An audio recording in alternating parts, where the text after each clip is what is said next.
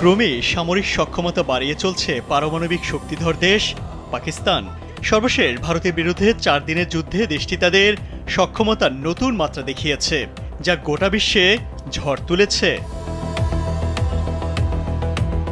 এই অবস্থায় সৌদি আরবের সঙ্গে প্রতিরক্ষা চুক্তি করেছে পাকিস্তান।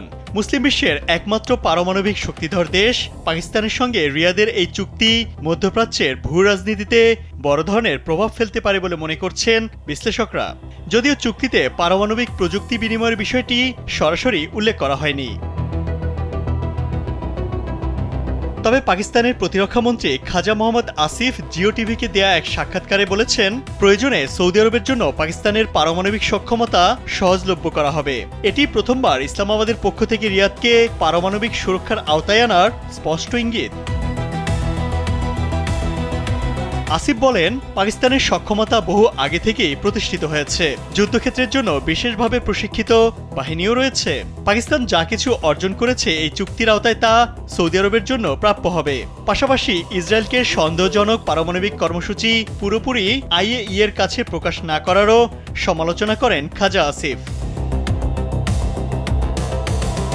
বিশ্লেষকরা মনে করছেন, এই বার্তা সরাসরি ইসরায়েলের উদ্দেশ্যে।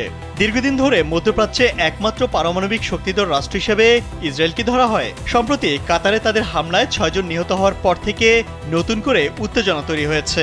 এর প্রেক্ষাপটে উপসাগরীয় দেশগুলোর নিরাপত্তা উদ্বেগও বাড়ছে।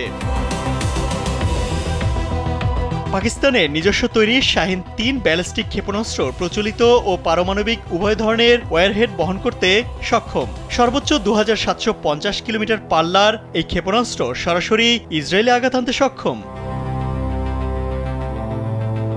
পাকিস্তানের তৈরি সবচেয়ে দূরপাল্লার এই ক্ষেপণাস্ত্রে পিএসএসি ব্যবস্থাও আছে। পিএসএসি বৈশিষ্ট্য এই ক্ষেপণাস্ত্রকে অধিকতর নির্ভুলতার নিশ্চয়তা দেয় এবং ক্ষেপণাস্ত্র প্রতিরক্ষা ব্যবস্থা এড়ানোর জন্য গতিপথ পরিবর্তনে সক্ষম করে তুলেছে। সব মিলিয়ে এটি পাকিস্তানের কৌশলগত অস্ত্রাগারে থাকা সবচেয়ে দীর্ঘ পাল্লার ক্ষেপণাস্ত্র। ভারতের বিভিন্ন লক্ষ্যবস্তুতে আঘাত হানতে পাকিস্তান এই অস্ত্রটি ডিজাইন করলেও ইসরায়েল সহ মধ্যপ্রাচ্যের প্রায় পুরোটাই এই ক্ষেপণাস্ত্রের আওতায় রয়েছে। ইমতিয়াজ আহমেদ, কালবেলা।